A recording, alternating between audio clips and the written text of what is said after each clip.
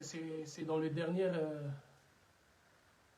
c'est parmi mes dernières lives que je suis en train de faire autour de ces sujets. Et le reste, vous verrez, peut-être ce seront des informations qui vous seront relayées par d'autres médias. Parce que là, nous reprenons la phase comme habituel, la phase du combat sur la première ligne. Parce que j'ai été provoqué. Comme je l'ai toujours dit, la meilleure défense a toujours été la contre-attaque. Je n'ai jamais commencé, je n'ai jamais attaqué. Mais à chaque fois que je suis attaqué, j'ai toujours répondu. Donc, j'étais tranquillement là, en train de vaquer à mes occupations. Comme vous savez, j'étais en tournée panafricaine en République démocratique du Congo, où il nous faut consolider justement le statut du panafricanisme en RDC. Et je me suis engagé dans un combat justement pour travailler de façon à ce que le panafricanisme puisse avoir sa place qu'elle mérite justement en République démocratique du Congo. C'est Congo que nous voulons comme capitale administrative, économique, politique et stratégique du panafricanisme. Et c'est là, au cœur du Congo même, au cœur de l'Afrique, à Kinshasa, que nous avons voulu bâtir cela. Donc, j'ai commencé justement cette tournée. Vous savez qu'avant que je ne parte, j'étais une fois à la préfecture de Paris. Vous m'avez suivi en direct, j'étais à la préfecture et je suis allé justement sous pression de la préfecture pour aller renouveler mon séjour de 10 ans. Parce que les statuts, je les ai remis depuis longtemps. Les documents français, je les ai remis depuis près de 15 ans ou 16 ans aujourd'hui.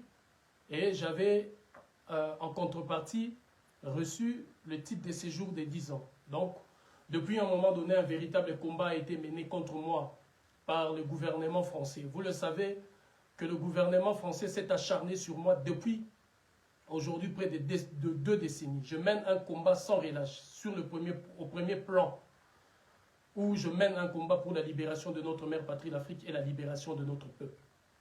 Notre organisation panafricaine Unité, Dignité, Courage a été justement la première des organisations panafricaines avec son porte-parole que je suis sur la place parisienne, d'où nous avons déclenché la lutte contre la présence militaire de la France en Afrique, où nous étions pour la fermeture des bases militaires permanentes françaises en Afrique et de toutes les armées étrangères. Nous avons déclenché la lutte contre la monnaie coloniale du franc CFA. Vous vous en souviendrez, des actions héroïques menées justement depuis 2015 à Chamalières, d'où se fabrique la monnaie coloniale du franc CFA, d'où nous étions partis justement pour mener cette lutte. Vous nous avez suivis dans plusieurs banques où j'ai dévoilé devant la face du monde la super chérie de la France qui ne cessait de mentir à ceux que vous considérez comme des dirigeants, de mentir à ceux que vous considérez comme des intellectuels, que c'est elle, la France, qui détenait la garantie de convertibilité pour la monnaie coloniale du franc CFA, ce qui n'en était rien.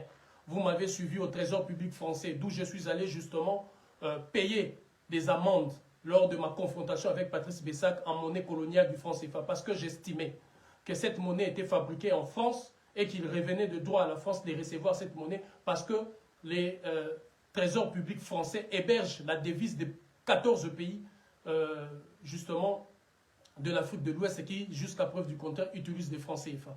Donc, j'avais justement opté pour cette optique, enfin, de mener ces combats. Et nous avons déclenché la lutte pour la restitution de notre patrimoine. La restitution de notre patrimoine culturel et culturel, pillé aujourd'hui, enfermé dans la plupart des musées européens et occidentaux. Cette lutte qui, vous le savez, m'avait conduit jusqu'en prison à Fleury-Mérogis, et d'ici et là, parce que je menais justement un combat pour la restitution, parce que c'est un combat de justice.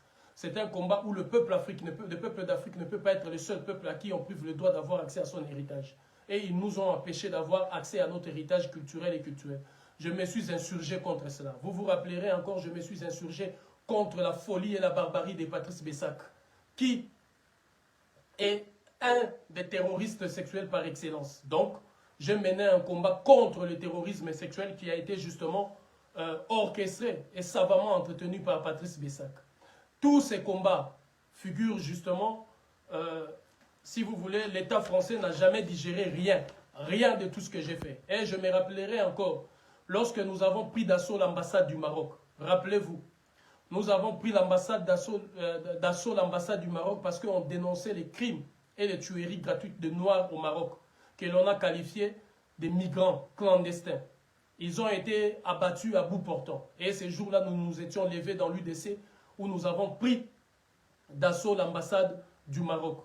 Nous avons dénoncé la politique barbare et la politique inutile du Maroc contre les populations noires injustement qualifiées de populations immigrées clandestines. Nous savons que toute la partie de l'Afrique du Nord est une terre appartenant au peuple noir. Les récentes recherches archéologiques et tous les grands scientifiques ont déposé dans le même sens. D'abord, mes pensées iront au professeur Cheikh Anta Diop qui avait démontré noir sur blanc que toute cette partie était habitée par des populations noires. Et ce n'est aucune science aujourd'hui existante qui ne peut remettre en cause cette vérité têtue. J'ai défendu cela à l'ambassade du Maroc et depuis, vous le savez, que j'ai eu un procès. Ceux qui ont suivi, en 2017-2018, ont suivi le procès Moizoulou contre l'ambassade du Maroc. Le roi du Maroc avait demandé expressement, à l'époque, que je sois puni de manière exemplaire. Il y a une plainte qui a été déposée, raison pourquoi jusqu'à aujourd'hui je suis interdit des territoires au Maroc. Je suis interdit de séjour au Maroc. C'est justement suite à ces combats qui a été mené. Et j'avais gagné la procédure qui a été engagée ici parce que j'avais réussi à bloquer cela. Mais rappelez-vous à l'époque, ce que j'ai voulu vous dire, les ministres français des Affaires étrangères, j'ai cité Laurent Fabius, disait que la France n'oublie jamais. La France laisse le temps, mais la France a la mémoire de ne jamais oublier. Et moi aussi, je n'oublie jamais. Et je demanderai à l'Afrique de ne jamais oublier tous ces actes barbares, criminels, perpétrés contre notre mère patrie, l'Afrique et contre notre peuple. Tous ces actes qui ont été commis contre nos ancêtres. Tous ceux et toutes celles qui se sont levés pour détruire fondamentalement l'homme noir, la femme noire, l'homme sorti d'Afrique et l'homme sorti du Congo. Et c'est contre cela que je me suis levé. Tout mon séjour dans le monde européen et occidental n'a pas été un séjour de plaisir. Je ne suis pas venu dans ces pays ici pour me pavaner dans les rues de France et de Navarre. Je suis venu ici pour me battre. Parce que je l'avais dit à la résidence de Jean-Marie Le Pen. Allez sur YouTube et vous tapez Moizoulou Diabanza face à Le Pen. Je suis allé à la résidence de Jean-Marie Le Pen où j'avais promis que la France coloniale et impérialiste sera mise à genoux. Et c'est le travail pour lequel je me suis levé ici. Le tout-puissant créateur de mes ancêtres Nzambi Mpungutulendo m'a levé contre mon pays de résidence parce qu'il a fallu que je me lève et que je me batte contre tous ces crimes, contre toutes ces théories, tous ces génocides perpétrés, organisés, orchestrés par la France contre le Congo et contre l'Afrique. Au moment où je parle, la France occupe une place, non la moindre, dans le conflit à l'est de la République démocratique du Congo. Le recrutement de tous ces affamés à la Kalachnikov, le financement de tous ces affamés à la Kalachnikov, tout ça est orchestré par la France. Le financement à 50% de Paul Kagame et de son gouvernement. La formation des militaires, des gendarmes rwandais à une grande partie par la France. Et la France a considérablement aidé justement les criminels de Paul Kagame pour perpétrer ces crimes en République démocratique du Congo. Et de par son approche, la France avait juré d'utiliser tous les moyens par la bouche de Renaud Muselier pour que les Français puissent triompher à l'est de la République démocratique du Congo, afin que les Français supplantent et l'anglais, et les swahili, et les lingala, qui sont des langues qui deviennent des langues avec beaucoup plus de locuteurs par rapport aux Français à l'est de la République démocratique du Congo. La guerre des influences. Vous savez que la francophonie est une arme véritable pour les monarques français. Et la guerre des influences est la véritable guerre pour laquelle la France a assassiné Mouzé Laurent Désiré Kabila. Rappelez-vous que si la France était rentrée dans le complot ordonné par Bill Clinton pour assassiner Mouzé Laurent Désiré Kabila, le premier grief était parce que Laurent Désiré Kabila avait déclaré noir sur blanc de retirer la République démocratique du Congo de la francophonie et d'aller vers le bloc anglophone. C'est la raison pour laquelle il y a eu l'opération Le Coq Chante. L'opération Le Coq Chante où Mouzé Laurent Désiré Kabila a failli être assassiné dans un hôtel à Paris, ici, sous la présidence, je crois, de Jacques Chirac. Mes chers compatriotes, au nom de toutes ces raisons, j'aimerais que vous puissiez les dire à mes enfants, vous puissiez les dire aussi à vos enfants, que je suis venu dans ces pays pour me battre dans le ventre du monstre, comme l'avait si bien résumé la première dame de la Côte d'Ivoire, Simone Eivé Bagbo, qui m'avait dit, quand j'étais en prison, je vous suivais depuis la prison à travers Afrique Média. Et j'ai suivi combien est-ce que dans le ventre du monstre, vous avez réussi à mener ces combats et aujourd'hui à faire asseoir une conscience aujourd'hui aiguisée dans l'ensemble de toute la jeunesse panafricaine qui a repris ces combats et de tous ceux des dirigeants actuels panafricains qui sont venus justement répandre ces combats que nous avons amorcés. Grande est ma fierté et mon honneur d'avoir été dans ces pays, non pas pour se pavaner dans les rues de France et de Navarre, dans les rues de Bruxelles, de Berlin, non pas pour quémander d'ici et là, mais pour me battre. Depuis le premier jour, j'ai commencé le combat. Le combat avec certains frères et certaines sœurs jusqu'à ce que je me suis hissé dans ces combats comme porte-parole international de l'Organisation panafricaine Unité, Dignité, Courage.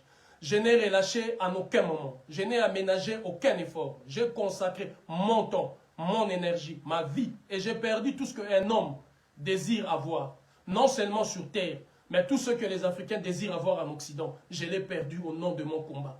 Et si je fais cette vidéo aujourd'hui, parce que je viens vous annoncer la dernière nouvelle qui m'est parvenue. La dernière nouvelle, c'est que je viens de perdre le seul attache qui m'est resté ici en France. C'était le seul attache français, pas le mien, qui m'est resté ici. C'est-à-dire la carte de résident de 10 ans que je viens de perdre. Je publierai ces documents. Justement, je publierai ces documents après. Restez sur mes pages, ici sur Facebook, mais aussi sur TikTok, où je publierai ces documents, où l'État français vient justement de me retirer sa carte de résident de 10 ans. Il y a fort longtemps, j'avais déjà restitué les documents français que j'avais. J'avais restitué ça parce que je n'ai jamais voulu perdre ma nationalité congolaise. C'était un acquis pour moi et je refusais catégoriquement, du moins toutes les propositions qui m'ont été faites, même à la naissance de mes enfants, pour justement acquérir la nationalité française. Je l'ai refusé de toute mon énergie, de toutes mes forces, parce que mon cordon ombilical est resté solidement attaché à la phrase du président Ahmed Sékou Touré qui disait que nous refusons, nous préférons, il disait, nous préférons la liberté dans la pauvreté que l'opulence dans l'esclavage. Et il avait refusé dans le même temps l'idée selon laquelle le général de Gaulle voulait une communauté franco-africaine. Donc une communauté franco-guinéenne, franco-congolaise, franco-malienne, franco-béninoise, belgo-congolaise. Le président Ahmed Sékou Touré, notre porte-parole par excellence, avait refusé cela. Et je suis resté fidèle à cette position, malgré du moins toutes les propositions, de par mon épouse à l'époque et de par mes enfants, leurs natifs. Donc, je refusais cela. Je suis resté tenace. Lorsque j'ai rendu, à l'époque, il m'a été donné 10 ans, une carte de résidence de 10 ans. Et quand j'étais à Kinshasa, je vous l'avais dit, j'ai communiqué sur ça, j'ai reçu plusieurs lettres de la préfecture de venir renouveler mes documents. Et quand je suis venu, je suis allé renouveler ces documents. Ils m'ont demandé les 7 condamnations. Vous avez des vidéos sur ma page qui parlent des 7 fameuses condamnations. Les 7 condamnations de moi, Zulu Diabanza, d'où j'ai été condamné pour des actes. J'aimerais que chacun retienne bien. Vous, parfois, vous avez une naïveté d'esprit. Lorsque celui-là va commencer à mentir dans tous les médias, vous aurez à croire que moi, Zulu, a fait cela. J'aimerais que vous le sachiez bien. À aucun moment dans ma vie, ici, dans ces pays, moi, je n'ai volé. Moi, je n'ai violé. Moi, je n'ai tué. Moi, je n'ai cassé ou détruit. Jamais je ne l'ai fait. Je suis resté correct. Menant une lutte pacifique et non violente. Dans la résistance, malgré les multiples passages dans mon résidence, malgré tout ce qui s'est passé chez moi, jamais je ne me suis déversé dans la violence. Je suis resté tenace, digne et correct. J'ai mené un combat dans le ventre du monstre, là où beaucoup préservaient justement leurs intérêts, là où beaucoup dans les capitales africaines ont accepté l'inacceptable pour que l'Occident puisse triompher, gouverner et régner là-bas. Moi, j'ai renoncé à tout cela pour défendre la dignité, pour défendre l'honneur et pour défendre justement notre peuple ainsi que notre mère patrie, l'Afrique. La libération qui est nôtre. C'est ainsi que je suis resté fidèle à mes convictions. Et aujourd'hui, la France vient de retirer sa carte de résident de 10 ans, me privant ainsi ses droits. Et voici la lettre. Vous avez sollicité le renouvellement d'une carte de résident d'une validité de 10 ans. Je publierai ça, vous allez lire, il n'y a pas de souci pour moi. En application de l'article L433-2 ou alinéa 2 du Code de l'entrée de séjour des étrangers et du droit d'asile, en application de l'article L426-4 du CDSA, je vous rappelle que la délivrance des... Commencez maintenant à lire avec moi. Je vous rappelle que la délivrance de la carte des résidents est soumise au respect de l'intégration républicaine et l'absence des rejets des valeurs essentielles de la société française et de la République. Je répète, je vous rappelle que la délivrance de la carte des résidents de 10 ans est soumise au respect de l'intégration républicaine et l'absence des rejets des valeurs essentielles de la société française et républicaine. C'est quoi l'intégration pour la France? C'est quoi l'intégration? L'intégration, c'est se taire face à la barbarie coloniale de la France. L'intégration, c'est se taire contre les politiques nauséabondes appliquées en Afrique et contre notre peuple. C'est quoi l'intégration? L'intégration, c'est taire, consiste à se taire lorsque Emmanuel Macron insulte toute une génération d'Africains, insulte nos pères, lorsque la France insulte nos ancêtres. C'est quoi l'intégration? L'intégration consiste justement à courber les chines face à l'oppresseur, face à la barbarie, face aux prévaricateurs, face aux voleurs. Il aurait fallu que je me taise face à cette injustice contre mon peuple. Il aurait fallu que je renonce à aller réclamer justement le patrimoine culturel et culturel pillé. Il aurait fallu que je me taise face à la monnaie coloniale du franc CFA. Il aurait fallu que je me taise face aux crimes horribles perpétrés par l'armée française au Mali, en Côte d'Ivoire, au Burkina Faso, au Congo même. Il aurait fallu que je me taise face à ces bombardements qui ont pleuviné dans la résidence présidentielle de Gbagbo Laurent. Il aurait fallu que je me taise face à ces multiples assassinats perpétrés contre les dirigeants africains qui ont porté les valeurs du panafricanisme et les aspirations profondes de notre peuple. Il aurait fallu que je me taise face à ces criminels. Jamais. Si c'est ça l'intégration, alors ils ont raison. Et l'absence des rejets des valeurs essentielles de la société française. De quelles valeurs parlez-vous? Il aurait fallu que je ferme les yeux face au terrorisme sexuel déclenché par Patrice Bessac, maire de Montreuil, qui malheureusement dans l'histoire de l'enfant Caïs a été d'une brutalité et d'une inhumanité insoutenable. Il aurait fallu que je laisse tous ces crétins continuer justement dans ce sens. Il aurait fallu que je me taise. N'est-ce pas la France qui crie parmi ses valeurs? N'est-ce pas la France qui combat le communautarisme? Comment supporter une femme comme Nathalie Zage qui s'est levée parce qu'elle était juive? Elle a dit à Madame Ndiaye, à qui on a retiré des enfants injustement. Et cette femme, Nathalie Zage, du centre Georges d'Evreux, s'est levée pour dire « Je suis juive, j'ai le pouvoir, je te ferai souffrir ». Il aurait fallu que je laisse cette femme, Madame Ndiaye, avec ses enfants qui ont été placés abusivement. Il aurait fallu que je me taise, que je laisse cette dame croupir face à une dame parce qu'elle était juive. N'est-ce pas la France qui, dans ces valeurs que vous citez ici, ces valeurs de la société française et de la République, rejette le communautarisme? N'est-ce pas, c'est vous qui criez haut et fort que vous êtes contre le communautarisme? Patrice Bessac a dépensé des millions en Montreuil, écrivant des lettres, allant déposer dans la boîte à lettres de tous citoyens et de toutes citoyennes de la ville de Montreuil, disant que moi, Zoulou, est un suprémaciste et que moi, Zoulou, enseigne la suprématie des Noirs. Pourquoi? Et que moi, Zoulou, est un communautariste parce que nous étions l'UDC et en tant que porte-parole de l'UDC, je me suis levé contre ce qui a été commis contre l'enfant Caïs. Vous avez crié au communautarisme. N'est-ce pas vous? N'est-ce pas par l'entremise de Patrice Bessac? Vous avez traîné mon nom d'ici et là, traîné en justice d'ici et là. J'ai gagné 3 fois contre Patrice Bessac jusqu'à ce dernier a recouru aux moyens institutionnels de la République française pour me clouer.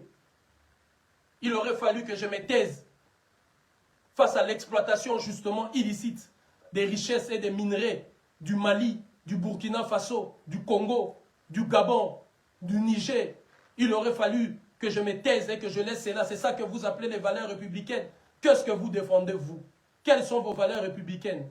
C'est l'exploitation de peuples, c'est le pillage systématique des richesses des autres, c'est l'assassinat des leaders qui ne marchent pas selon vos convictions ou selon vos injonctions.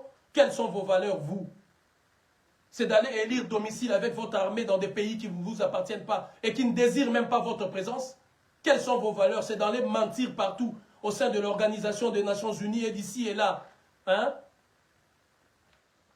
pour traiter des dirigeants africains portés par leur peuple de putschistes, pour traiter ces dirigeants africains, justement, des pilleurs. C'est ça vos valeurs de la République? C'est ça vos valeurs de cette injustice dans laquelle croupissent justement les citoyens français d'origine noire et d'origine antillaise? C'est ça les valeurs de la République? Vous avez créé une sorte d'apartheid, que ce soit dans l'emploi. Moi, j'ai vécu en France pendant plus de 3 décennies. Je connais la réalité de ces pays. Je suis rentré très jeune et je connais la réalité.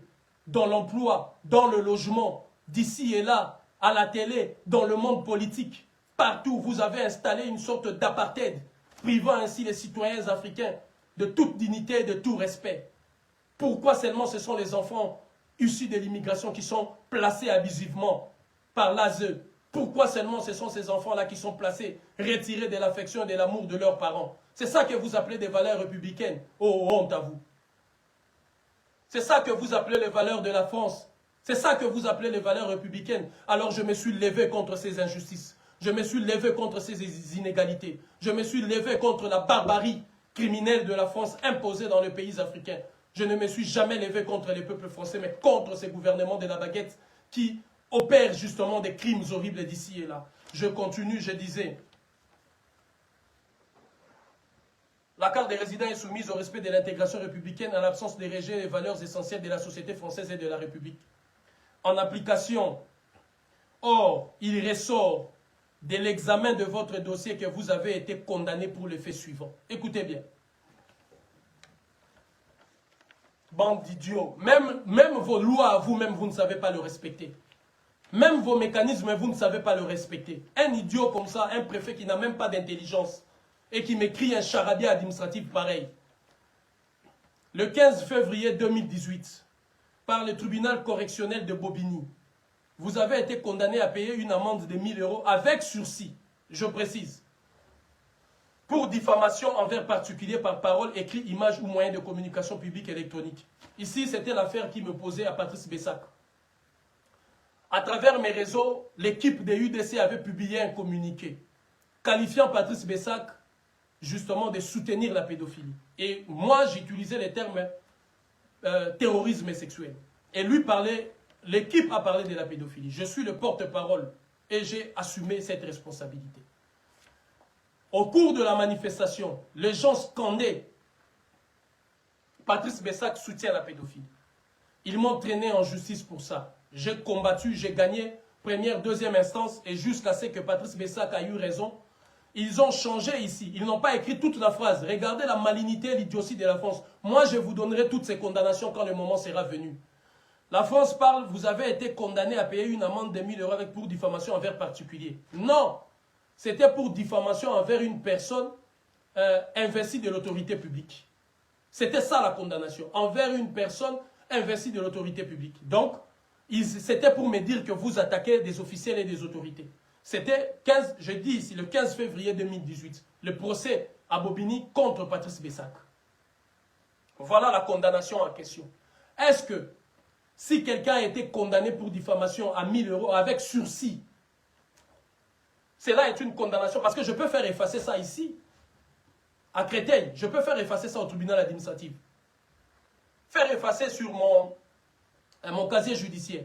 Est-ce que cela vaut justement une raison pour autant de retirer la carte de 10 ans? Oh, honte à vous. Comment tu t'appelles même toi? Comment il s'appelle? Le sous-préfet Sébastien Humbert. Sébastien Humbert, sous-préfet de Nogent-sur-Marne. T'es idiot toi, t'es pas intelligent. Le ministre de l'Intérieur qui s'est caché derrière toi et qui ne veut pas se mouiller, et le président français qui ne veut pas se mouiller, qui t'a envoyé à l'abattoir, ils t'ont envoyé, tu as mal choisi l'adversaire. Je vais te faire comprendre qui je suis. Je ne vais souscrire en rien de ce que tu as recommandé ici, mais je continuerai ces combats. Donc, je continue. Le 15 février 2018, par le tribunal correctionnel de Paris, c'était contre, face à une personne investie de l'autorité publique, c'est-à-dire face à Patrice Bessac. Ils n'ont pas complété ça, alors que dans la condamnation, c'est marqué parce que il y a eu diffamation envers une personne investie de l'autorité publique. Patrice Bessac est bel et bien celui qui était au cœur de ce système du terrorisme sexuel dont la barbarie a touché l'enfant Caïs. Je n'ai cessé de le dire. Allez sur Google, tapez simplement qui est derrière UDC, moi Zoulou. Qui est derrière UDC, moi Zoulou. Vous verrez combien est-ce que la presse française, dans son ensemble, avait couvert cet événement. D'où j'avais traîné près de 6 000 personnes dans les rues de Paris. Pour la première fois dans l'histoire ici, nous avons fait une marche aller-retour. C'est-à-dire, nous avons fait de la destination du point de départ jusqu'à point de chute et nous sommes repartis au point de départ. Nous étions à la place de la République, nous sommes allés au ministère de la Justice et nous sommes revenus. Pour la première fois, nous avons drainé 6 000 personnes. C'était un 14 juillet 2016, je crois. Les vidéos sont là. Parce que Patrice Bessac était un terroriste sexuel et il fallait qu'il mérite cela. Et j'ai appelé à plusieurs manifestations à Montreuil, beaucoup s'en souviennent encore. Je passe à cela. Le 7 avril 2021, par la Chambre des appels correctionnels de la Cour d'appel d'Aix-Province à 4 mois d'emprisonnement pour vol d'un bien culturel relevant du domaine public aggravé par une autre circonstance. Ça, c'est le jour où je suis allé au musée Mahoua à Marseille récupérer le patrimoine culturel et culturel de peuples opprimés. Il fallait laisser la France orner ses musées, ses maisons de vol avec l'héritage des peuples. Aucun peuple sur terre ne peut être privé de ses droits sacro-saints. d'avoir accès à son héritage. Le combat que j'ai mené depuis le musée de Quai Branly à Paris. Depuis, vous voyez, quand ils m'ont envoyé les documents des condamnations, ils m'ont demandé toutes ces condamnations. Quand ils sortent les documents, ils ont mis 5, ils ont gardé 3 condamnations. La condamnation du musée de Quai Branly n'est pas sortie. Ils ont sorti la condamnation du musée de Marseille, où j'ai été condamné à 4 mois d'emprisonnement pour l'acte qui a été posé. Je rappelle qu'à Marseille, le juge m'avait acquitté en première instance. Le juge avait dit que c'était un acte politique. Et moi, Zulu Diabanza est la voix des opprimés. Un juge français, blanche, avait dit ça. Mais le ministère public ou le parquet a fait appel et nous sommes allés en deuxième instance. Nous avons encore, je crois, gagné. Nous sommes allés en cassation. Et ils ont gagné. Et c'est là qu'ils parlent de condamnation à 4 mois d'emprisonnement. 4 mois d'emprisonnement pour avoir mené une action noble de diplomatie active pour la récupération de notre patrimoine culturel et culturel pillé et enfermé dans la plupart des musées européens et occidentaux. Je ne regrette rien. Et j'annonce encore, dans les jours à venir, vous entendrez ce qui va se passer. Parce que je ne renoncerai pas à ces combats. Que vaut ma vie? Que vaut le papier de 10 ans face à l'assassinat de Patrice Emery Lumumba? Que vaut le papier de 10 ans face à l'assassinat de Mouzé Laurent Désiré Kabila, face à l'assassinat de Sylvanus Olympio, face à l'assassinat de Thomas Sankara? Que vaut un papier de 10 ans face au massacre commis justement chez les combattants de l'UPC au Cameroun? Que vaut cela? Que vaut le mince et le maigre sacrifice de moi, Zoulou, face à ces grands sacrifices de ceux qui m'ont précédé? Que vaut cela? Rien du tout. Rien. Le 7 avril, vous avez été condamné à 4 mois d'emprisonnement pour l'action qui a été menée au musée Mahoa de Marseille. Je salue le 13 Loango, le 13 génie que je porte ici. Le 13 génie du léopard, 13 Loango. Les 13 Loa, depuis le profondeur du Congo ancien et de l'Afrique Guinée. Là, vous avez, face à vous, vous avez Ezili Frida, dont voici le VV. Mes chers compatriotes, frères et sœurs, le 7 avril 2021, vous avez été condamnés pour avoir posé cet acte noble de courage et de dignité pour la restitution de notre patrimoine culturel et culturel pillé et enfermé dans la plupart des musées européens et occidentaux. Je suis rentré de ce musée parce qu'on ne demande jamais la permission, l'autorisation à un voleur pour récupérer ce qu'il a volé. Sébastien Humbert, t'es idiot. Ton intelligence est ici et je vais te montrer jusqu'à ce que tes chefs sortiront. Vous savez que la première fois quand on m'a retiré le papier, c'était sous le premier ministre, comment il s'appelle l'autre aventurier là, le premier ministre de François Hollande, Bernard Cazeneuve. C'est lui le premier qui m'avait retiré le papier. Et il a lui-même restitué ces papiers-là. Je ne m'étais jamais déplacé. Et je n'ai jamais fait de recours. C'est lui-même qui l'avait restitué. L'aventurier de Bernard Cazeneuve, qui a été envoyé par un président le plus nul de toute l'histoire de l'humanité et de la France, à savoir François Hollande, qui par son amateurisme a voulu justement toucher moi, Zulu Diabanza. Et je lui ai fait voir de toutes les couleurs. Bernard Cazeneuve, tout le monde connaît cette histoire-là, ma carte a été confisquée, ma carte de 10 ans, pour la première fois. Ils l'ont restituée eux-mêmes. Après, ils ont fait l'expulsion. Dans la mesure d'expulsion, je vous avais lu ça la dernière fois, ils me reprochent d'avoir porté atteinte aux intérêts fondamentaux de l'État français. Et lorsqu'il fallait donner du contenu, ils ont cité 3 actions. Mon action contre le franc CFA dans les différentes banques françaises, contre l'armée française et contre justement les politiques nauséabondes menées par le roi du Maroc lorsque nous avons envahi, pris d'assaut l'ambassade du Maroc. L'histoire retiendra que moi, mon casier judiciaire n'a pas été sali pour des actes et de faits, des délits du droit commun et du droit français. Mais c'est une lutte véritable et noble que j'ai menée au nom des millions d'Africains et des milliards, ceux qui sont morts, ceux qui sont présents et ceux qui viendront. Retenez cela. Je passe. Le 6 mai 2021, par la Chambre des appels correctionnels de Paris, a payé une amende de 1 000 € avec sursis pour diffamation envers particulier. Ça, c'est la condamnation envers, justement, Nathalie Zage. Nathalie Zage est la directrice du centre Georges d'Evreux. C'est un centre qui a fait des mesures d'investigation éducative pour condamner une famille alors qu'elle n'était pas habilitée à faire ça. Parce que cette femme-là était juive et qu'elle était en face d'une femme noire d'origine malienne, elle a imposé sa logique et sa force. Cette femme-là disait, je suis juive, j'ai le pouvoir, je t'en ferai voir de toutes les couleurs. Elle a décidé ainsi que les enfants de Madame Ndiaye seront justement placés de façon abusive. Je ne suis pas tombé, je ne suis pas allé en procès pour une affaire concernant Mwanzulu parce que j'ai défendu une femme noire qui était seule, contre qui tout le système français, tout le système éducatif s'est ligué. Ce n'est pas moi. Toutes les études recommandées par Lionel Jospin démontrent que 90% des enfants qui sont placés à l'ASE, c'est-à-dire dans des familles d'accueil, sont des enfants qui sont placés de façon abusive.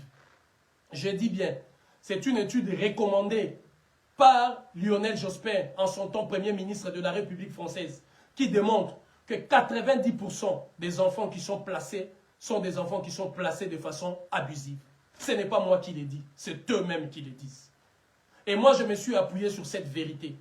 Et l'association Georges Devreux n'était pas habilitée justement d'enclencher des mesures d'investigation judiciaire d'éducation. Elle n'était pas habilitée à faire cela, mais elle a fait parce qu'en face, elle avait une femme noire. Et je me suis levé pour défendre Madame Ndiaye. Si vous allez sur la page Facebook UDC Unité, Dignité, Courage, vous verrez les textes.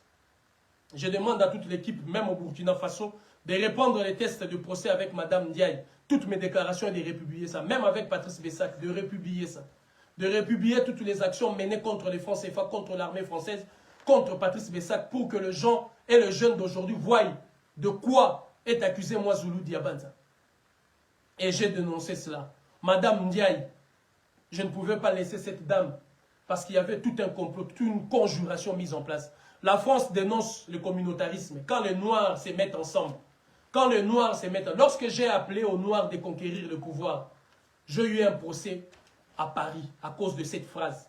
Parce que j'avais appelé le Noir à la conquête du pouvoir. Ils m'ont dit, vous appelez tout le Noir de prendre de la place des Blancs. J'ai dit non. Il y a des Noirs qui viennent des Antilles, qui sont marginalisés. C'est à cette communauté que j'ai demandé d'aller conquérir le pouvoir. Ils m'ont dit la France est contre le communautarisme. Oui, quand il s'agit de vous, la France est contre le communautarisme. Mais là, la France est pour le communautarisme. La France est pour le communautarisme là aujourd'hui.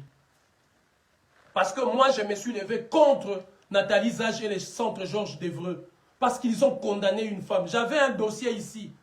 Allez sur la page UDC Unité, Dignité, Courage. Tout le monde m'a vu avec Madame Ndiaye quand je faisais des vidéos et j'expliquais en détail cette affaire-là. C'était de procès en procès. Parce qu'ils ont mal placé de façon abusive les enfants de cette dame. Ici, il y avait deux procès. Contre Nathalie Zage et contre les centres Georges Devreux lui-même. J'avais deux procès. Donc la directrice du centre, Nathalie Zage, parce que je dis que vous, en tant que Dieu, est-ce que devons-nous croire à une femme parce qu'elle se revendique de la communauté juive? Devons-nous laisser à une femme parce qu'elle est de la communauté juive faire des trafics d'influence et de menaces à une femme parce qu'elle est d'origine noire? Vous verrez sur la page UDC, ce sont des questionnements, ce n'étaient même pas des affirmations. Avec point d'interrogation, ce n'est pas moi qui a inventé le grammaire français. La grammaire française, ce n'est pas moi. Les vocabulaires français, j'allais dire, ce n'est pas moi. La grammaire française, ce n'est pas moi. Les dictionnaires français, ce n'est pas moi. Quand j'écris une phrase avec point d'interrogation, vous n'êtes pas assez intelligent pour comprendre que c'est des questionnements? Est-ce que devons-nous laisser à une femme, parce qu'elle est d'origine juive, utiliser justement ces influences? Ce n'est pas moi qui a cité nommément son appartenance juive. C'est elle qui l'a affirmé. Le sous-préfet Sébastien Humbert, tu es 4 fois idiot. Tu n'es pas assez intelligent. Tu es 4 fois idiot. Tu t'es fait ouvert derrière tellement par celui-là qui est à l'Élysée que tu t'es permis maintenant de faire les sales boulots. Tu as mal choisi l'adversaire. Je t'en ferai montre, toi et ton gouvernement, des criminels et des barbares. Il aurait fallu que je me taise contre tous ces crimes que vous avez perpétrés au Mali. Il aurait fallu que je me taise contre ces actes horribles et inhumains et de viols que vous avez commis à travers votre armée au Burkina Faso. Il aurait fallu qu'on vous laisse justement continuer à piller systématiquement l'Afrique. Il aurait fallu que tout le noir ici se courbe et fléchissent les genoux devant vous. Je refusais cela. Je refusais catégoriquement cette approche. Et je continuerai de le refuser. Ici, dans le ventre du monstre, je ne suis pas venu ici pour les belles villas, ni pour me pavaner ici. D'ailleurs, tout le monde le sait. Et ceux qui me voient, ils le savent. Ni pour vos vêtements. D'ailleurs, il est rare, si ce n'est impossible de me voir avec le marque française ou le gant de marque d'ici. Il est rare si ce n'est impossible de me voir avec des voitures de luxe. Il est rare si ce n'est impossible de me voir dans des restaurants chics. Il est impossible de me voir dans des boutiques françaises ici. Je suis venu ici justement, comme je l'avais dit à Jean-Marie Le Pen, pour mettre la France impérialiste et colonialiste à genoux. Et cette France a été mise à genoux parce que c'est grâce à ces combats que nous avons menés qu'aujourd'hui l'armée française a quitté notre mère patrie, l'Afrique. Qu'aujourd'hui la monnaie coloniale du franc CFA va tomber. Qu'aujourd'hui il y a eu la restitution de notre patrimoine culturel, que nous allons briser vos politiques nauséabondes d'aide au développement et de coopération technique.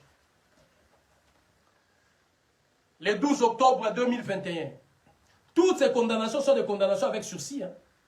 Donc une condamnation sursis pour diffamation, c'est contre l'intégration républicaine. C'est contre l'absence des rejets des valeurs essentielles de la République française. Oh, honte. Vous n'êtes pas intelligent. Quand vous voulez faire quelque chose, trouvez parmi vous le plus futé, le plus intelligent de vos cerveaux pour combattre un homme comme moi. Parce qu'avec ça, si je faisais, comme vous me l'avez demandé, si je faisais un recours, soit un recours gracieux, je viendrai à ça. Parce qu'avec ça, si je fais un recours, vous allez perdre. Vous n'êtes pas assez intelligent. Mais je ne vais pas me rabaisser jusqu'à ce niveau. C'est un combat et je tiendrai bon. Je ne me rabaisse pas jusqu'à ton niveau. Toi là, le sous-préfet Sébastien Humbert, tu es 4 fois idiot encore. Le 12 octobre 2021, par le tribunal correctionnel de Paris, a payé une amende de 1 000 € pour diffamation en particulier. Donc ça, c'était contre le centre Georges Devreux et les deux là, 6 mai et 12 octobre. Georges Devreux et Nathalie Zage, qui est la directrice de ces centres. Qu'est fait le centre Georges Devreux? Le centre Georges Devreux est un centre qui avait recommandé des études fortuites, bâclées, pour placer abusivement les enfants de Madame Ndiaye. Madame Ndiaye a vu 2 de ses enfants placés abusivement. Et je me suis levé contre cela. Je me suis levé pour dénoncer cela. Et j'ai eu un procès. Et ces procès-là, c'est de ça qu'on parle ici. Parce qu'il y a eu ces procès-là, donc on te retire la carte de 10 ans. Mais t'es un idiot, toi. T'es 4 fois idiot. Qui t'a dit de faire une bêtise pareille? Si ton ministre de l'Intérieur, ton premier ministre, Bernard Cazeneuve, avait lâché, ton président de la République, François Hollande, avait lâché, ce n'est pas toi et c'est lui qui est là. Hein? Des hommes à pantalon jusqu'aux genoux. Ce n'est pas vous qui allez m'envoyer dans ce sens-là. Ce n'est pas vous.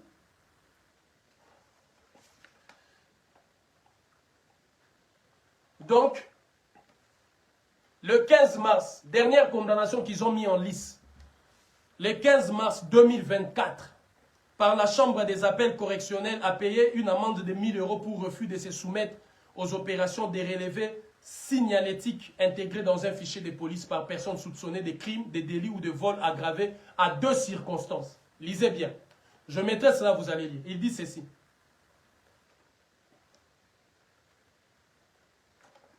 Le 15 mars, prends ça. Voilà, prends ça, enlève ça, débranche. Débranche aussi là-bas.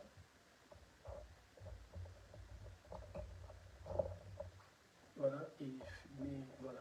Bon, c'est l'iPhone. Voilà.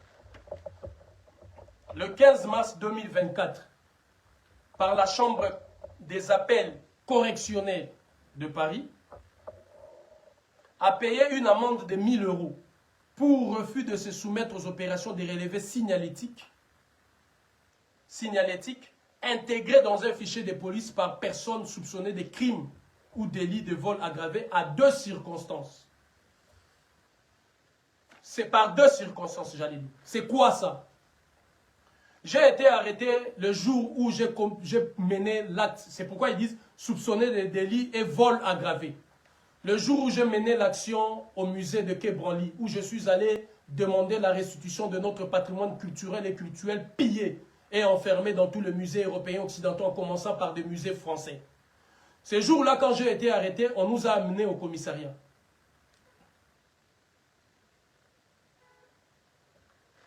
On nous a amenés au commissariat. Et ce jour-là,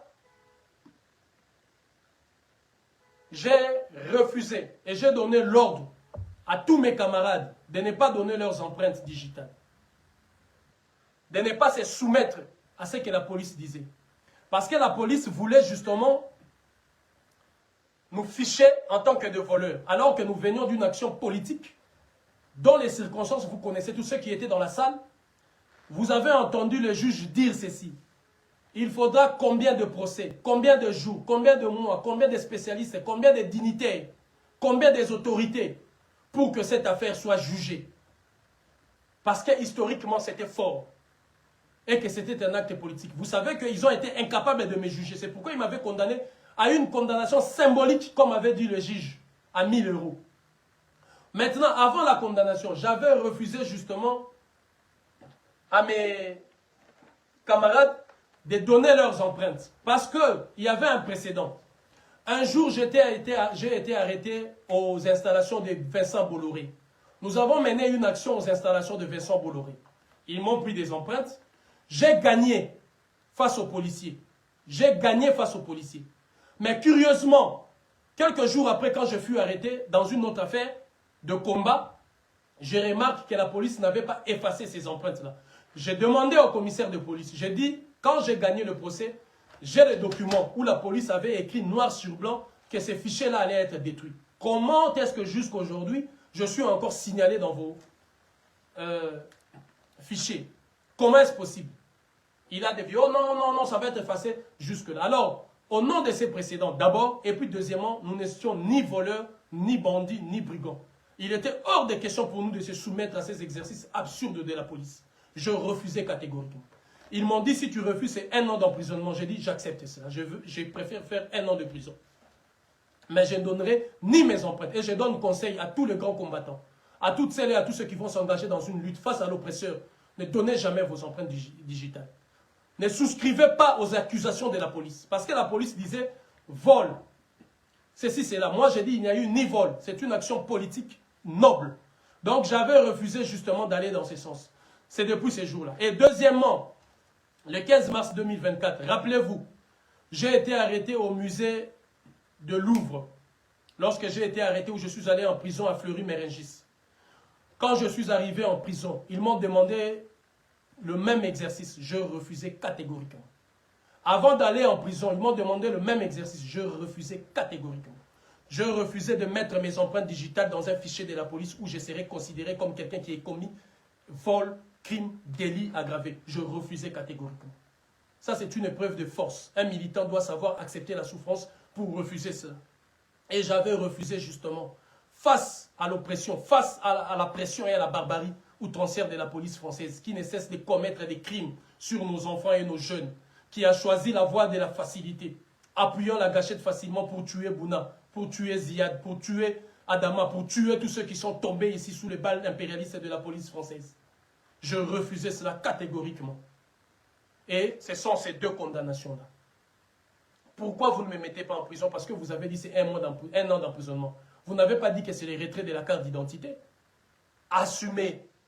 Quand vous avez des lois, respectez vos lois. Mettez la rigueur. On dit l'ex dura, l'ex sera. La loi est dure, mais c'est la loi. Les gens diront quand même, moi Zoulou, c'est la loi qui s'est appliquée. Mais lorsque vous cherchez des faux fuyants, vous vous cachez derrière X et Y. Ça, ce n'est pas la noblesse, ce n'est pas la dignité. Quand vous vous cachez de gauche à droite, assumez, parce que moi j'assume. Je suis rentré dans des musées le jour, caméra à l'appui, sans me cacher, avec mon identité. D'ailleurs, ceux qui voient la vidéo de Kebranly, j'ai sorti ma pièce d'identité. La carte d'identité, la carte des résidents des 10 ans qu'ils viennent de récupérer. Je l'ai sorti, justement parce que je ne craignais rien. J'assume et je signe mes actes. Mais vous n'êtes pas capable. Vous dites 1 an d'emprisonnement. Venez me prendre ici, me mettre en prison. Ici, vous avez marqué l'expulsion. Je sais que j'ai l'expulsion du territoire français. Venez. Donc, en conséquence, je ne peux accueillir favorablement votre demande de délivrance des cartes des 10 ans. Dans le cadre de la procédure de renouvellement de votre séjour, j'ai décidé de vous retirer la dite carte et en vous informant qu'en cas de nouvelle condamnation, vous vous exposerez à ce qu'une décision de refus de séjour soit prise à votre encontre pour menace à l'ordre public lors du réexamen de votre situation. Pour menace à l'ordre public. Moi, Zulu Diabanza n'a jamais commis des actes d'insurrection. J'ai toujours mené des actes pacifiques et non violents. J'ai toujours mobilisé, malgré mes maigres moyens. Je n'ai l'argent d'aucun gouvernement, d'aucune association, d'aucune structure, d'aucune maison d'influence. Seul, avec les hommes et les femmes qui sont autour de moi, que nous cotisons quand on organise nos manifestations. J'ai toujours utilisé la voix qui est la mienne à travers mes pages, mes petites pages des réseaux sociaux. Mais j'ai été toujours capable de mobiliser. En vous informant qu'en cas de nouvelle condamnation, vous vous exposerez à ce qu'une décision de refus de séjour soit prise à votre encontre pour menace à l'ordre public. Donc, on vous retire la carte de 10 ans. On vous laisse comme ça, avec un petit papier de 1 mois, 2 mois. Si vous vous autorisez à recommencer, donc, refus de séjour. Alors, avant que je ne donne ma version, si vous attendez contester la présence de décision administrative, vous avez 2 possibilités de former un recours administratif dans un délai de 2 mois.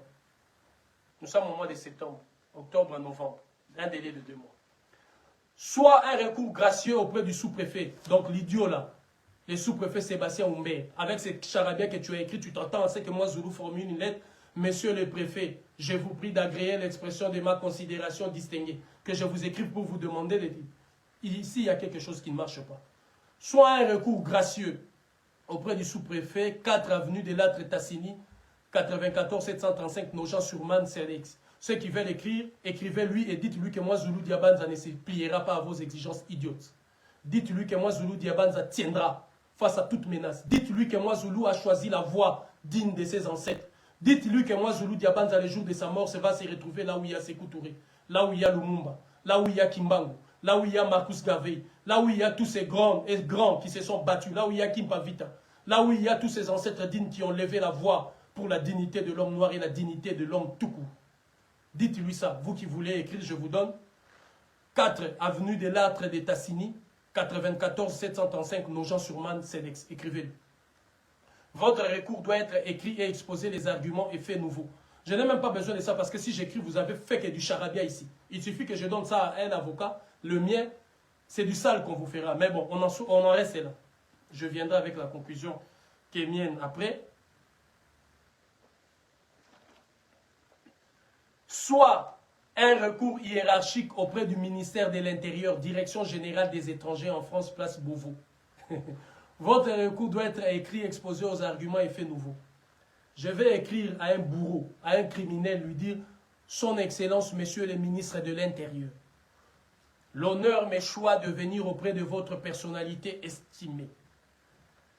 Vous tenir informé sur la situation qui est mienne. Moi, toi, Zulu, Diabanda, mais il y a quelque chose qui ne va pas en vous. Monsieur le ministre, les Congolais disent Lambalia Naoyate. Lambalia Naoyate. Donc, on me demande soit de faire un recours gracieux auprès du préfet, soit auprès du ministre de l'Intérieur. L'aventurier marionnette qui sert aux Français des ministres de l'Intérieur. Je dois écrire à ces 2 personnalités irrespectueuses, demander leur recours gracieux, c'est-à-dire un recours hiérarchique, voilà, soit un recours gracieux, soit un recours hiérarchique. Alors, ce sont les seules conditions des 10 ans.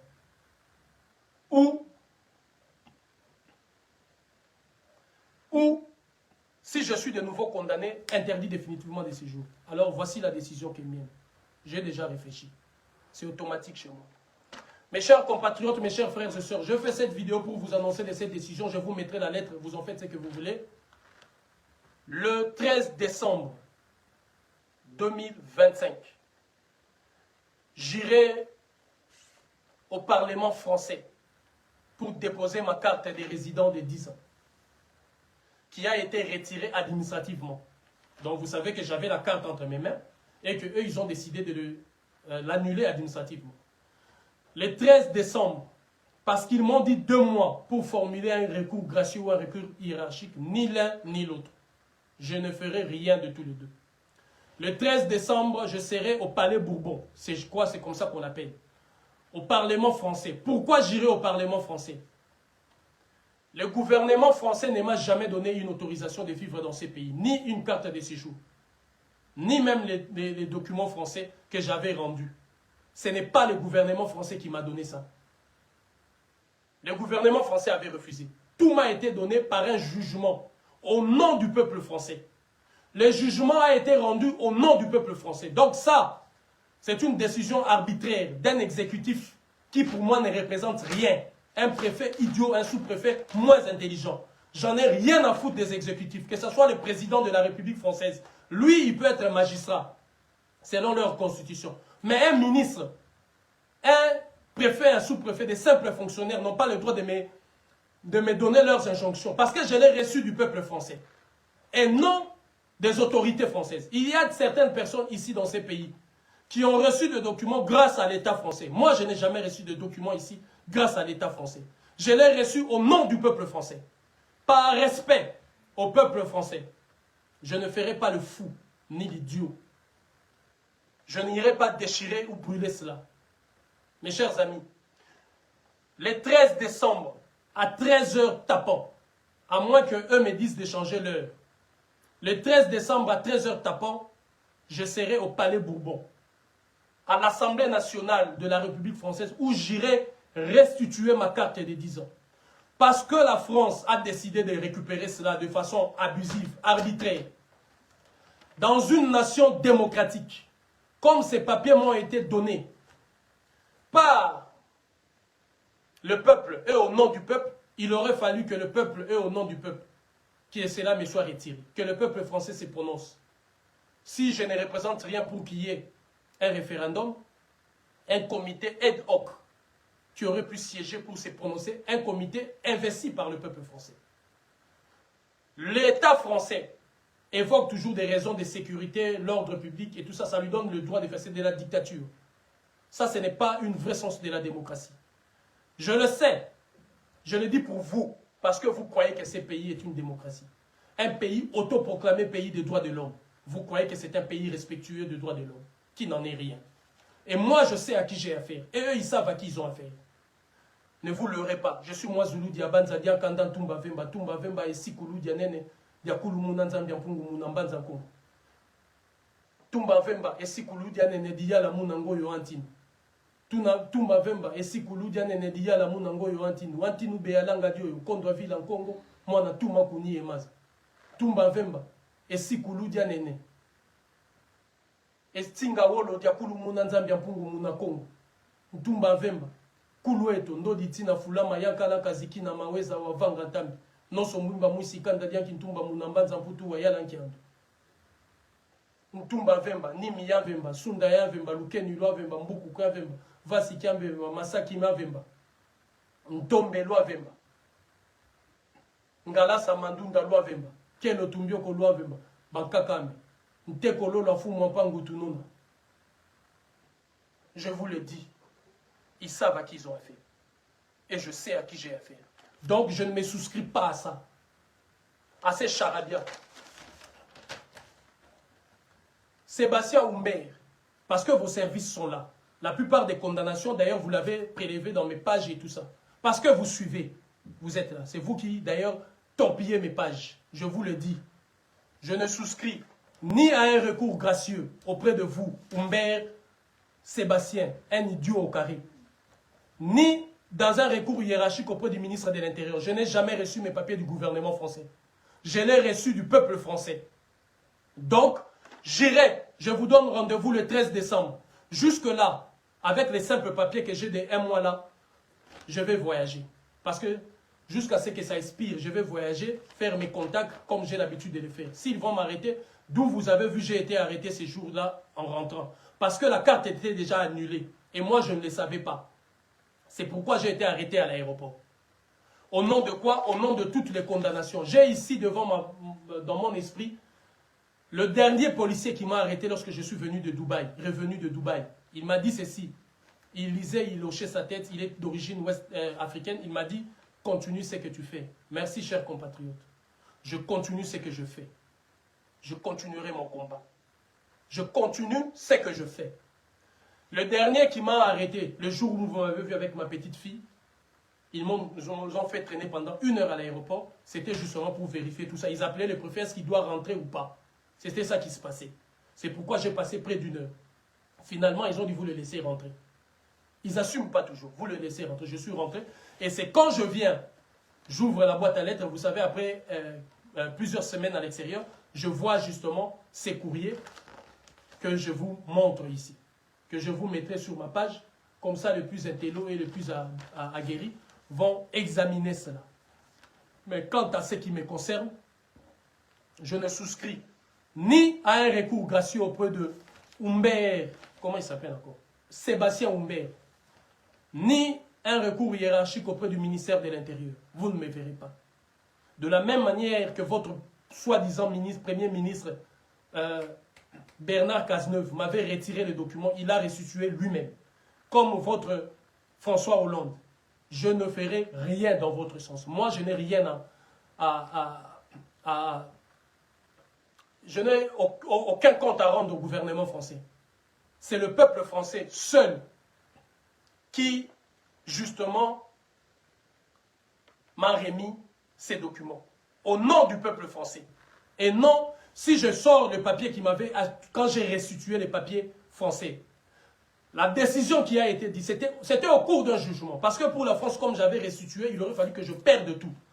Il y a eu un jugement, c'est ce jugement-là qui m'a accordé le droit à un séjour de 10 ans, qui a été renouvelé plus d'une fois. Mais cette fois-ci, le gouvernement criminel de la France, un gouvernement pilleur, un gouvernement qui a coloré les vêtements de nos ancêtres en rouge, le vêtement blanc de nos ancêtres qui a été coloré en rouge, un gouvernement qui n'a cessé d'endeuiller nos familles, un gouvernement qui a bouleversé et clochardisé l'ensemble de notre jeunesse. On a aujourd'hui notre jeunesse prête à mourir à Lampedusa, prête à mourir dans la Méditerranée, parce que vous, le gouvernement français, vous avez imposé un régime, des régimes corrompus, vous avez imposé des politiques nauséabondes, qui nous empêchent justement de porter nos aspirations profondes là où il fallait. Vous avez bouleversé l'avenir de l'Afrique, vous avez pillé et exploité l'Afrique, et vous ne mourrez pas dans cette bêtise. Mes chers amis, vous n'avez pas assez tapoté, donc là, comment vous appelez ça?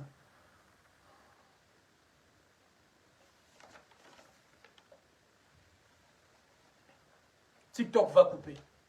Donc, si vous me suivez, dans à peu près 4 minutes, TikTok va couper. Donc, si vous continuez à me voir, continuez à voir, mais moi, je n'ai plus le retour ici. Donc, je sais que vous continuez à me voir, ça va couper parce que vous n'avez pas assez tapoté et partagé le live.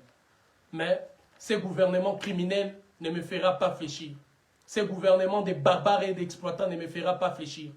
Ces gouvernements qui vont toujours à l'encontre de lois universelles m'obligent à moi de porter et de respecter les valeurs et les lois de la République, qu'ils n'en ont même pas. Quelles sont vos lois et vos valeurs essentielles de la République?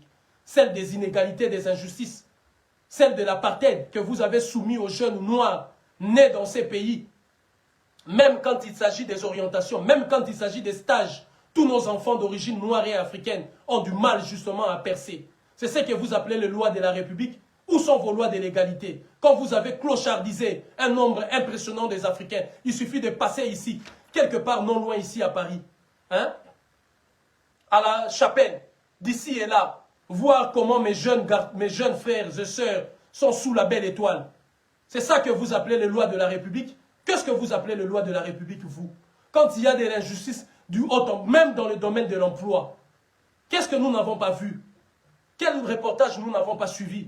Combien est-ce que vous dénigrez et vous empêchez à tous ceux originaires noirs?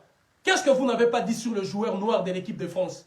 Qu'est-ce que vous n'avez pas évoqué? Quelle loi avez-vous dans votre République bananière et criminelle? Quelle loi vous avez-vous pour me parler de lois et de valeurs essentielles d'une République à la con? Depuis que vous avez mis cela en place, combien d'Africains sont-ils morts? Combien vous avez partagé l'Afrique au nom de vos républiques berlinoises, coupées, morcelées en petits morceaux? Vous avez brisé des clans, des nations et des familles. Bande de criminels. Vous me demandez à moi, descendant direct de Tumba Vemba, de Tsakunevunda, descendant de Kimbangu, descendant de Béanzin, descendant de Chaka Zulu, descendant de Sylvanus Olympio, vous me demandez à moi, descendant de Lumumba et de Sankara, de souscrire à votre bêtise. Je suis venu justement à l'intérieur du ventre du monstre pour mener un combat de l'intérieur. Et j'ai réussi cela. Tête haute. Donc ne m'attendez pas sur votre terrain des idiots, de ceux qui viendront vous supplier. Il n'y aura ni l'un ni l'autre. Je continue le combat. Et comme vous l'avez dit, une fois encore condamné, j'ai encore 2 procès à venir. Attendez cette condamnation-là et faites ce que vous allez faire. Je m'en fous complètement. Je continuerai à circuler. Parce que du moment où ce document-là a 1 mois, il reste 1 mois ou 2 mois, je continuerai à circuler pendant ces 2 mois-là. Et après cela, comme je vous l'ai dit, le 13 décembre à 13h tapant, je vous donne rendez-vous au Palais Bourbon à l'Assemblée nationale où j'irai restituer ma carte des 10 ans. Je vais restituer cela. Et je prendrai mes dispositions justement comme je l'ai déjà pris. La lutte continue. Ne fléchissez pas et ne craignez rien. Ce n'est pas un bout de papier qui me fera renoncer à mes convictions. Parce que ces sacrifices ne représentent rien face à toutes ces familles qui ont été arrachées et déportées vers les Amériques, les Caraïbes, les Antilles. Face à toutes ces familles déportées à l'intérieur du Congo même, qui ont quitté le Bas-Congo pour aller vers Kisangani lorsqu'ils ont décidé de soutenir Kimbangu. Ce n'est pas cela qui me fera reculer. Chers compatriotes, frères et sœurs, unité, dignité, courage. C'était la raison de live d'aujourd'hui. Je suis venu vous informer des raisons pourquoi j'étais arrêté quand je suis revenu justement de Kinshasa. Et qu'est-ce qui se passe? Donc retenez par là l'idiot moins réfléchi de Sébastien Humbert m'a dit cela. A décidé, lui, de retirer cette carte. Alors je te le laisse. Je te la laisse. Fais-en ce que tu veux. Le 13 décembre, j'irai au Parlement français restituer au peuple français ce qu'il m'a donné. Je l'ai reçu au nom du peuple français. J'irai restituer cela. Par respect à ces peuples-là, je leur donne ce qu'ils m'ont donné et je prends mes dispositions. Unité, dignité, courage. Quant à moi, vous continuerez à me suivre toujours dans la logique de mon combat. Je vous donne rendez-vous aussi le 28 novembre à Paris. Nous allons battre pavé sur la question de la Mauritanie, un pays qui nous échappe devant nos yeux suite à la barbarie arabo-musulmane. Je continue le combat. Unité, dignité, courage. Tenez bon, chers compatriotes et frères et sœurs.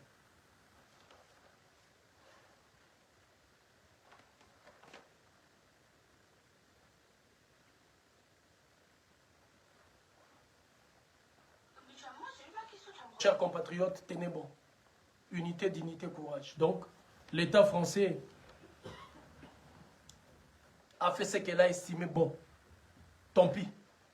Nous, ce n'est rien. Nous ne fléchirons devant rien. Ce n'est pas ces menaces où on me dit, en vous informant qu'en cas de nouvelle condamnation, vous vous exposerez à ce qu'une décision de refus de séjour soit prise à votre encontre. Donc là, ils ont retiré la carte de 10 ans. Et si je suis condamné, ils m'interdisent le séjour. Je m'en fous de tout ça. Ce qui est important pour moi, c'est qu'il y ait restitution du patrimoine culturel et culturel. Ce qui est important pour moi, que la France quitte avec ses politiques nauséabondes de l'Afrique et laisse l'Afrique respirer. Ce qui est important pour moi, c'est de mener ces combats avec dignité et honneur et de ne pas faire honte à tous mes ancêtres. Ce qui est important pour moi, c'est de tenir face à ce type de provocations et de menaces. Ce qui est important pour moi et pour vous, de retenir que moi, Zulu Diabanza, est venu en France mener un combat de dignité dans le ventre du monstre. Et je n'ai aménagé aucun effort. Je n'ai négocié rien. Quoi, pas comme ceux qui appellent des juges pour négocier. Jamais je ne le fais. Je suis là et je continuerai ces combats. Unité, dignité, courage. Prenez soin de vous et dites à l'heure, dites à vos enfants, le combat que nous avons mené ensemble, ce combat qui a permis à notre mère patrie l'Afrique de répandre l'élan du panafricanisme en posant le base de la fermeture des bases militaires françaises, des départs de l'armée française, de la fin de la monnaie coloniale du franc CFA, de la fin des politiques nauséabondes d'assistance technique et de coopération technique, d'aide au développement, de la fin justement de la confiscation de notre patrimoine et héritage dans le musée européen occidentaux. C'est avec dignité et honneur que nous continuerons ces combats. N'ayez pas peur et ne craignez rien. Nous continuerons ces combats quoi qu'il en soit. Je vous adresse mes fraternelles et patriotiques salutations le plus aimable et le plus aguerri possible. Je vous mettrai ces documents à votre disposition et vous en ferez ce que vous voulez. Pour que vous compreniez toutes ces condamnations, quand vous verrez, ils ont effacé celui du 18 en parlant d'une personne dépositaire de l'autorité publique. Dépositaire de l'autorité publique. Patrice Bessac, le 15 février 2018. Le 7 avril, l'action de Maoa à Marseille, qui rentre toutes les actions menées dans 2 musées. Le 6 mai, contre Nathalie Zage, parce qu'il a décidé le placement abusif des enfants de Madame Ndiaye. Le 12 octobre, contre les centres Georges Devreux, qui a décidé du placement des enfants abusifs de Madame Ndiaye, parce qu'il y avait 2 procès dans cette affaire-là. Et le 15 mars 2024, par la Chambre des appels correctionnels de Paris, parce que je refusais justement les signalements de la police qui voulait me qualifier comme un voleur, comme un bandit qui a commis un délit. Je refusais cela. Et je le refuserai toujours. Parce que je l'ai fait 2 fois, par 2 reprises, comme ils l'ont dit, quand j'ai été arrêté sur l'action de Marseille et quand j'ai été arrêté au musée de Quai Branly, au nom de la dignité. Unité, dignité et courage. Tenez bon, fraternellement. Donc jusque-là, je continue à voyager parce que ces documents-là, les papiers qui me restent encore 2 mois, s'ils m'arrêteront d'une façon en sortant ou en rentrant, tant pis, moi je continue mon travail. Et le 13 décembre, donc, si je suis là à l'intérieur, je vous donne rendez-vous le 13 décembre au Palais Bourbon. Donc, je crois que c'est ça, l'Assemblée nationale, où j'irai déposer cette carte de 10 ans. Partagez le message et tenez-vous prêts le 13 décembre. Dans l'entretemps, je continue le combat. Unité, dignité, courage. Bande de criminels.